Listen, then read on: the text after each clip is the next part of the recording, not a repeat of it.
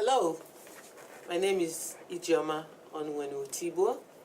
I'm a professor of microbiology at Montgomery College. So this lecture series is for the Bio 210 General Microbiology classes here at Takoma Park Silver Spring campus.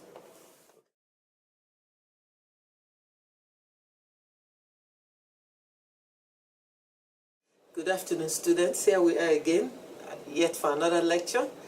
Today we'll be talking about chapter 15, which is microbial mechanisms of pathogenicity. And as usual, I'm going to talk a bit about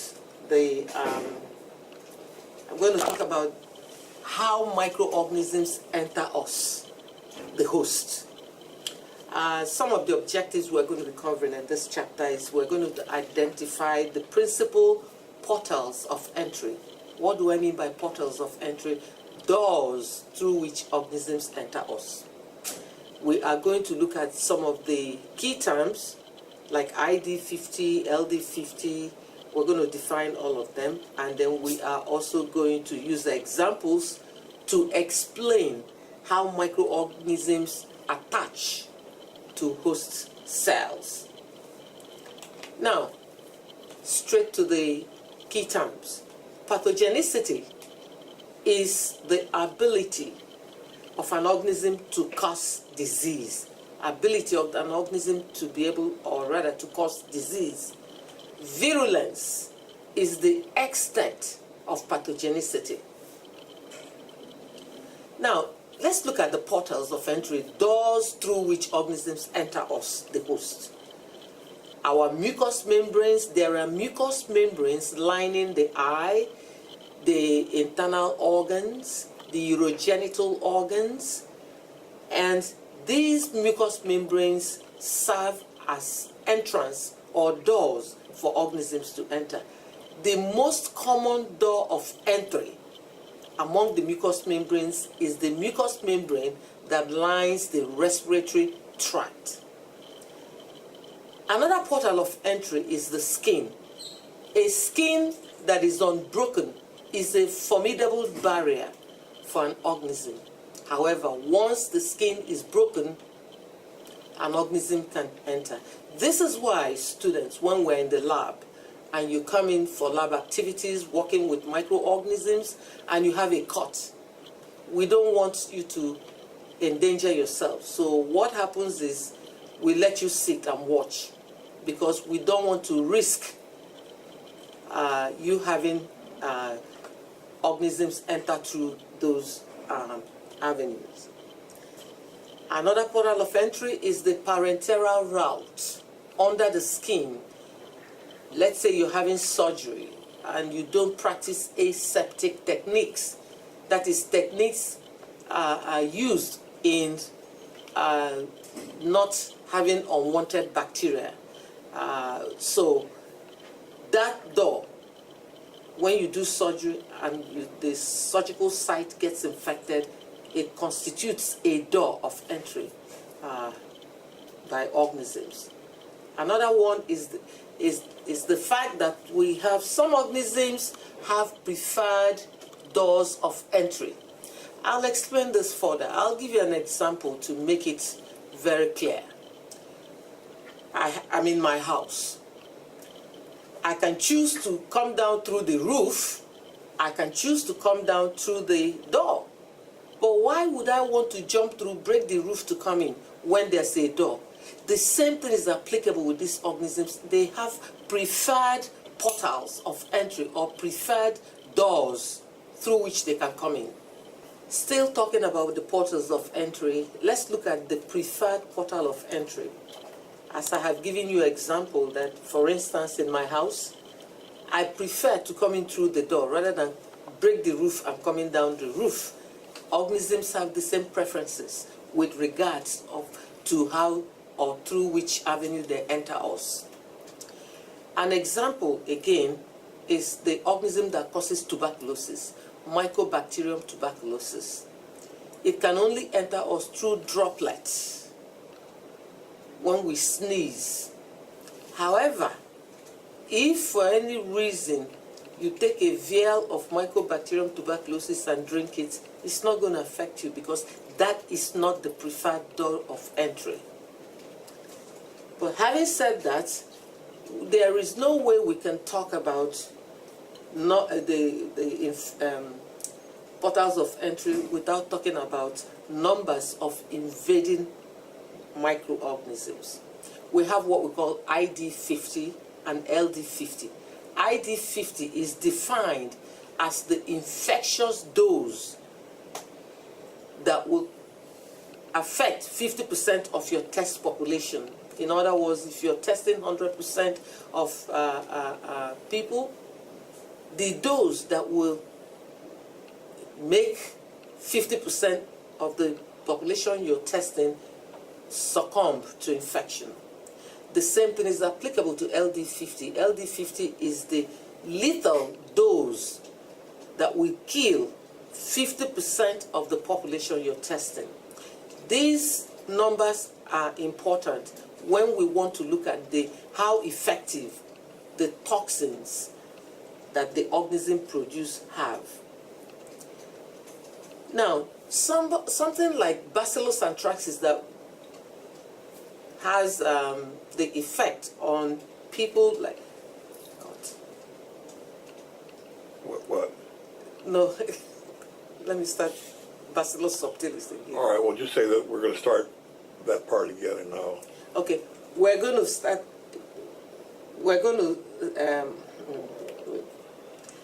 to go back to ID50 and LD50. Okay. Where am I? Sorry, okay. ID50 is the infectious dose for 50% of your test population, whereas LD50 is the dose that will kill, lethal dose that will kill 50% of your test population. And if you want to give examples on this to make it very clear, let's take, for instance, Bacillus anthracis spores. Remember at the time they used to spread these spores in the post offices. Now, there are 3 types of Bacillus anthracis spores. There's one that infects the skin. There are ones that infect the respiratory system, which you inhale. And there are ones that you have to eat. Now, for the one that infects the skin, all that is needed is 10 to 50 endospores for you to have that on your skin, 10 to 50 spores, and the infection will be established. But for the one that you inhale, you're going to have to inhale 10,000 to 20,000 spores for you to get that infection. Now, looking at the one that we ingest, you're going to have to be able to eat or ingest 250,000 to 1 million spores. Now, students, this is a critical thinking question. Why is it that the one that we eat, that you have to eat so much for it to be able to establish an infection? Well, I know some of you already know it, but I'm still going to answer it for purposes of the public people, or for others that are watching this video. You know that one of the defense systems we have in our stomach is the stomach acid. So you're going to have to ingest millions of those spores because the acidity of the stomach is going to kill most of them, but at least when you swallow so much, some are going to survive and cause infection. The same thing is applicable with the toxins that bacteria produce. Some bacteria produce poisons, and we also use the same method to measure their efficacy. We will talk about poisons later on in this unit. Now, bacteria have methods of making sure that they cause disease in us. And I'm here to tell you, students, I said it the first week of class, if an organism cannot attach to your cell or cell membranes, it cannot cause infection. So attachment is a necessary step to pathogenicity. An organism that cannot attach to your cell will not cause infection. So adherence or attachment is very important to microorganisms. And we're going to look at some of the methods they use to attach. For instance, Streptococcus mutans, the one that causes dental caries in our teeth, has what we call glycocalyx. It uses that glycocalyx, which is a structure on the cell wall. It uses it to make sure that it attaches to your teeth and then start causing caries. While the Streptococcus mutans uses glycocalyx, some other organisms have other structures that they use. For instance, Escherichia coli that lives in the large intestines of humans. When it's in the large intestine, there's no problem. It doesn't cause any infection. However, if for any reason you eat it and then it uses its fimbria. Fimbria is the structure that it uses to attach to your membrane and start causing a fulminating diarrhea, albeit sometimes very bloody. Other organisms like Streptococcus Pyogenes will use what we call M protein. It's not a structure, but the M protein is a kind of protein on the cell wall that allows them to attach and cause infection. Now, we're going to look at how pathogens, when we say pathogens, we mean organisms that cause disease, because it's not all bacteria that cause diseases. Those that cause disease are called pathogens. So we're going to look at how they penetrate our host defenses. As humans, we do have all kinds of mechanisms that protect us. But these organisms, you may think they don't have brains. For some reason, permit me to say that some of them are very, very smart. They have ways of thwarting our immune system and getting into us. We're going to look at those methods. Some organisms have what we call capsules.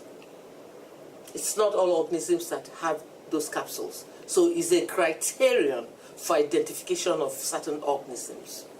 Now, what capsules do for organisms that have it is that it allows them to evade phagocytosis. Phagocytosis is the way our cells, like our macrophages, neutrophils, the way they eat up foreign cells or bacteria. So organisms that have capsules cannot be eaten up. And I have an example of two organisms that have it. Streptococcus pneumonia can make capsules. Haemophilus influenza can make capsules as well. And this is how these capsules help them to become very virulent by making them avoid or evade phagocytosis, which is one of our host defenses. Then again, some organisms have what we call cell wall components. I did mention M protein before. M protein has a dual purpose for organisms that have it. Number one, it allows them to attach to the host cell membrane and be able to cause infection, and it also would allow those organisms that have it to evade phagocytosis as well. So it has a dual purpose for those organisms that have it. Organisms like Neisseria gonorrhea that causes gonorrhea, they have what we call OPA protein, OPA protein. And what this protein does is to inhibit the T cells. The T cells or thymus cells are those cells that help us fight infection. So when they inhibit the T cells cannot fight. And those T cells are the commander-in-chief of our immune system. Then, some organisms such as Mycobacterium tuberculosis that causes tuberculosis and Mycobacterium leprae that causes leprosy, they too have some cell wall components that allows them to evade our immune system. And such component is the mycolic acid. They have a waxy substance on their cell wall called mycolic acid. This allows them to evade our immune systems. Actually, what happens, the mycolic acid allows them to penetrate our phagocytes, or organisms that eat up cells, and then when they are inside the phagocyte, they divide and kill the phagocyte and attract other phagocytes to eat them up. This way they mess up our immune system, and we cannot fight them.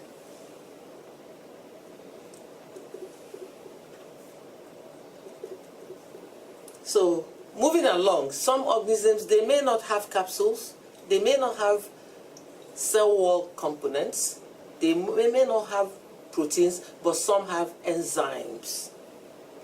There are certain enzymes that organisms have that allows them to evade our immune system or to thwart our immune system, and we're going to talk about that. One such enzyme is coagulase enzyme. Coagulase enzyme is produced by Staphylococcus aureus. Mind you, Staphylococcus aureus is an organism that produces some toxins. I don't know how many of you know when we had the issue of the toxic shock syndrome. Those girls that were using tampons, and in shoving the tampons to the vaginal area, they picked up Staphylococcus aureus, which lives on the skin, all over our skin, including the skin covering the vaginal area, and shoved it off to the cervix. And Staphylococcus, finding itself in an area that was not known to it, started producing the superantitoxin, which caused anaphylactic shock for those girls, and they died. That's coagulase enzyme. We do have other enzymes, such as kinases. Organisms that have kinases, what the kinases do for them is to allow them to digest clots. You do know that blood clots is one of the ways our body defends us from bleeding to death. This is why if you don't have clotting factors in your blood, maybe due to the fact that you have a genetic disease, then you cannot, your blood won't clot. A little scratch, you can bleed to death. So blood clotting is a way our body defends us and stops organisms from moving to ectopic sites. However, some organisms have learned to produce kinases, which will stop blood clotting. So if blood doesn't clot, the blood will flow and carry them along to ectopic sites where they shouldn't be, and they become very invasive. Another enzyme is hyaluronidase enzyme. Hyaluronic acid is what holds your body together, what cements our body, including mine. That cement works in our, it's good for us because organisms cannot easily move. But some organisms can now produce hyaluronidase enzyme, which will melt the hyaluronic acid and allow them to spread. Another enzyme is called collagenase. You do know that our muscles are made of collagen. Muscles are a bit tough to prevent spread of organisms. However, some organisms can now produce collagenase enzyme that allows them to melt the collagen and have them spread. I told you these organisms can be very smart. Then we have the Igm Proteases. I'm an advocate for breastfeeding, as some other women, and as a mother of 5, I breastfed. Now, when a child is being breastfed, the child, normally an infant, the immune system of an infant doesn't kick in until 3 months or so. So breastfeeding is very important. One of the benefits of breastfeeding is that the IgA produces an antibody that the mother produces against certain diseases. The child will be passed on to the child, and the child will be protected. Now, what the IgA antibodies do is to line the intestines of the child and inhibit attachment, inhibit bacteria to attach in the intestinal walls and cause diarrhea. So you will find that children that are breastfed don't come down with diarrhea as often as children that are strictly on formula. So Igm Proteases, some organisms are producing it now to thwart the ability of these antibodies to stop them from attaching and causing diarrhea in infants. I have a picture I'm going to be showing you when we meet face to face. It's a child that has necrotizing fasciitis that was caused by Streptococcus Pyogenes. And we'll talk about it then when I show you the pictures, because this necrotizing fasciitis is caused by the cell-eating bacteria. And it does have so many enzymes and M protein that allows it to do what it does. But we'll talk about it when we meet face to face. Another method that organisms use to thwart our immune system or thwart our defense system is called antigenic variation. Due to antigenic variation, this is why malaria parasites don't have any cure. HIV, AIDS, no cure. And some other parasites, such as Trypanosoma brucei that causes African sleeping sickness. What happens with antigenic variation is that these organisms have learned, especially the HIV, to change their surface proteins. They mutate constantly. When you think you have mapped out a scenario to block their receptor sites and get rid of them, they change on you. They keep changing, and this is why up till now there is no cure for AIDS and some other diseases that I had mentioned. Okay. Now, having said that, we're going to look at how organisms damage the host cell. When an organism enters a host cell, let's say when organisms enter me, there are two things they can do. Number one, they can do a direct damage to my cells, or they can do what we call indirect damage. Let's talk about direct damage. An example is when Salmonella typhimurium, one of the enteric bacteria that lives in the large intestine, when they enter our cells, they ruffle our plasma membrane. Sometimes they tear the plasma membrane and the plasma membrane bleeds. That is a direct damage. Other organisms may not do a direct damage, but they might cause an indirect damage. One of the methods they use in causing an indirect damage is that the organism can disrupt host cell function. When they disrupt the host cell function, your body, instead of working congenially, it starts working in a staccato kind of fashion. Things are not orderly, and that can be a problem, can cause disease. Another way is that some organisms, when they get into the host, like worms, they produce waste products. Those waste products can either cause serious damages to the host, or can block some of the metabolic pathways. That's another indirect method. The last one is production of toxins. They may not kill the cell, but they produce toxins that is going to affect the smooth running of the system. That way, cause serious problems to the host. Now, I'm going to look at toxins specifically right now because it's very important. And there are key terms that you must know to be able to understand these concepts that I'm about to present. Toxin is number one. Toxin is substance that contributes to pathogenicity.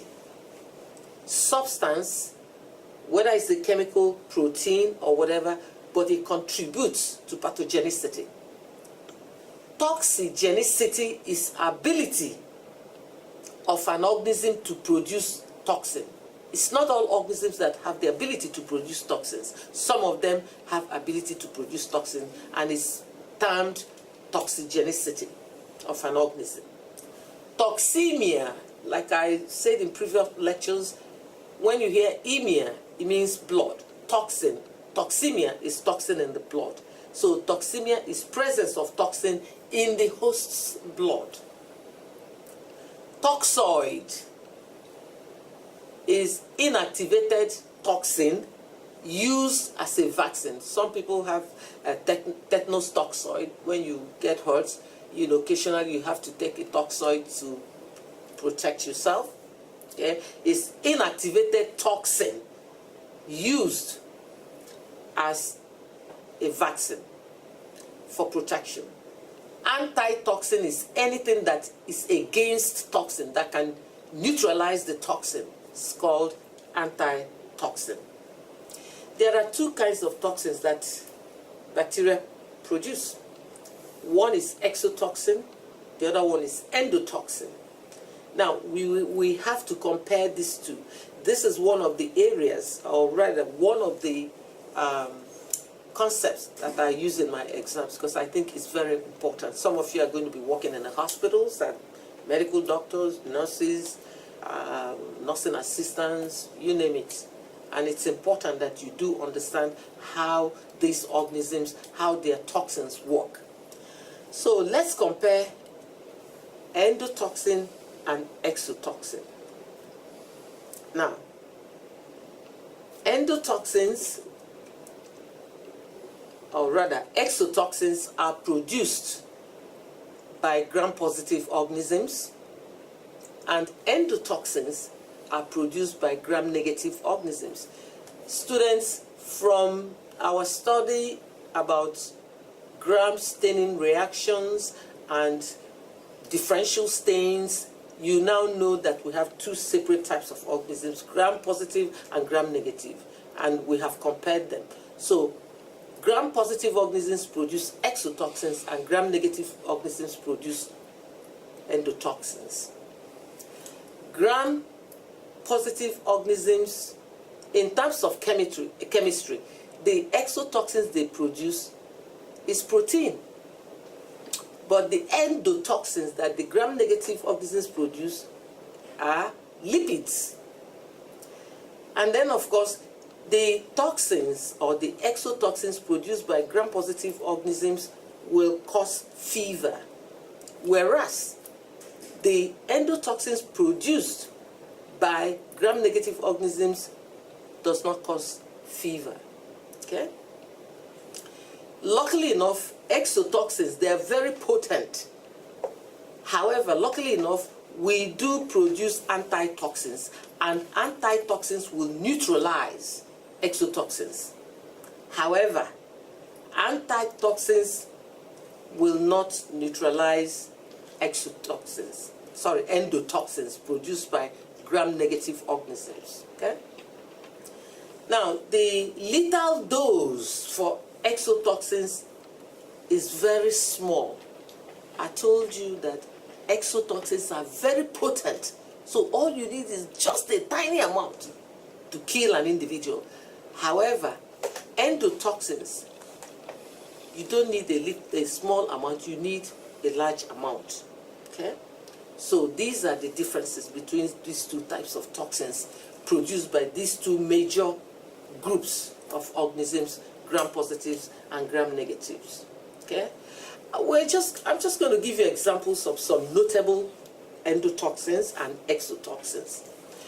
Remember, exotoxins are produced by gram-positive organisms, and endotoxins are produced by gram-negative organisms. Now, Corynebacteria diphthera, the causative agent of diphthera, produces two types of toxins, toxin A and toxin B, and they are very potent. Now, toxin A and toxin B you have to, for diagnostic purposes, to diagnose that disease, diphtheria, you have to be able to isolate toxin A and B before you can confirm that this is diphtheria. Streptococcus pyogenes, again, produces, you know that Streptococcus pyogenes causes scarlet fever, necrotizing fasciitis, strep throat, and hole in the heart. The red spots you see on the face of somebody with scarlet fever are destroyed red blood cells, which is what we see with scarlet fever. So the kind of poison that Streptococcus pyogenes produces for scarlet fever is called erythrogenic toxin. So that's what gives that those red spots. Okay? And then Clostridium botulinum, which causes botulism or food poison, produces an enterotoxin. And what the enterotoxin does is it will dilate the smooth muscle of the intestine. When they expand, they cannot contract, so you're constantly stooling because it won't contract to contain whatever is left. You're constantly stooling and vomiting. Then Clostridium tetani, caused by tetanus, produces a neurotoxin. This neurotoxin messes up the nerve impulse transmission. And this is why somebody that is suffering from tetanus has locked jaw. The nerve impulse, once the jaw closes, to open it is a problem because the nerve impulse transmission has been tampered with. And again, when their hands are stretched or their leg is stretched, to bring it to contract, bring it back, you have to use like 10, 20 men to get it back because the nerve impulse transmission has been also tampered with. Then we have Vibrio cholera, produces enterotoxin, which also messes up the digestive system, and once those muscles open, they cannot contract, so you keep stooling. Okay? And then of course, the last but not the least, Staphylococcus aureus produces superantigen toxin, which is the toxin that caused those girls anaphylactic shock with a toxic shock syndrome, and they died. Well, having said all of this, it's not only bacteria that have poisons or toxins. We have other microorganisms that produce toxins. An example will be fungi. Guys, if you have been eating cassava, the Spanish call it yuca. You know, our classroom is represented by people from all parts of the world, so we try to weave in cultural perspectives in the classroom to address the needs of all the representations in our classes. So, Spanish call it yuca. People from my country, Nigeria, call it tapu, and it's cassava. Cassava, some species have poison, and if you eat that poison, and that poison can be very, very pathogenic. Okay, that poison can kill instantly. I have seen in a village in my country where a whole family took a dinner meal. In the morning, people woke up and dead bodies were also all over the place. And remember, these toxins are very potent. Also, we have other, like fungi. You know that mushroom is fungi. Only eat mushrooms here in the United States because they are farmed. So they know the species that are poisonous and the ones that are not. When you travel to Africa, when you travel to my country, I'm always using my country because that's what I'm sure of. Please do not eat mushroom anyhow. This is application. Because in my country, the mushroom grow freely in the woods. We collect all sorts. And there's one old man And I don't know, don't ask me how he knows, that they will bring, the man probably is even blind, and he comes and goes through and picks up a tiny little one and says, that's the poisonous one. When he throws it away, he says, can eat the rest. Don't rely on that. Just don't eat. When I travel to Nigeria, my mother loves mushroom. I buy mushroom from here and take with me, because I know it's found and it's safe. Having said that, aflatoxin, people that eat Spanish peanuts, all these, I'm going into applications now. You know that our classes here at Montgomery College is all about applications, because if I teach you and you're not able to apply what I have taught you, I have failed. So, aflatoxin, you see the Spanish red peanuts, some species have aflatoxin. Aflatoxin will kill instantly, so be careful. So with that, also protozoa, some protozoa like Candida albicans, protozoa like some worms, helminths, those ones can also constitute a poison.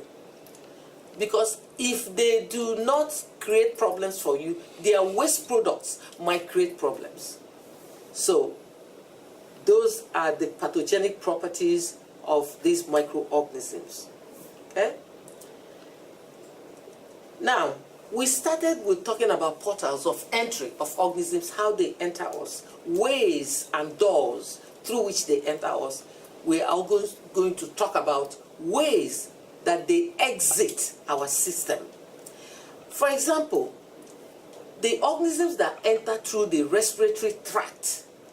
Remember, I had said that the most common portal of entry, most common door of entry of organisms into the host is through the respiratory mucous membranes lining the respiratory tract. The same thing is applicable as to the portal of exit. Those ones that enter through the respiratory tract will exit through coughing and sneezing. Then the ones that enter through the gastrointestinal tract or the mucous membranes lining the gastrointestinal tract, those ones will exit through the feces or saliva. The ones that enter through the genital urinary tract will exit through urine, seminal fluid, semen, or vaginal secretions. Now, I want to hear your thoughts, students. Think about this. When we meet, I want you to give me answers. The ones that enter through the skin enter through normally arthropods, insects, mosquitoes, ticks, insects that act as vectors to carry diseases. Now, how will those ones exit? They can exit through methods. For purposes of people that are not in the class, they can exit through vectors again, needles and syringes. When indiscriminate use of needles and syringes, they can also exit through sweat, perspiration. Then the ones that enter through the blood, again, can exit through insects, biting somebody, transferring it to another person, biting the person, also needles and syringes as well. Now, so in summary of what we've done in this chapter 15, we talked about portals of entry, and we mentioned mucous membranes lining the respiratory tract, the gastrointestinal intestinal tract, the genitourinary tract, the conjunctiva, the skin, parenteral route, and we talked about the number of invading microorganisms, where we talked about ID50 infectious dose, those that will kill, or rather, sorry, those that will infect 50% of the test population. And we talked about the LD50, the dose that will kill, the lethal dose, those that will kill 50% of the test population. And we talked about methods of organisms attaching to cause disease, where we said that adherence or attachment must happen for an organism to be able to cause disease. And we talked about methods of entering the host, penetration and evasion of host defenses, where we talked about capsules, cell wall components, enzymes, antigenic variation, and then we talked about the damage to host cells, where we talked about direct damage, indirect damage, and we also talked about the portals of exit. So this concludes chapter 15, and I urge you to read on, and please get in touch with me if you have any concerns or any questions, and also look at your review sheets for the upcoming unit exam. Thank you. Hope to see you soon.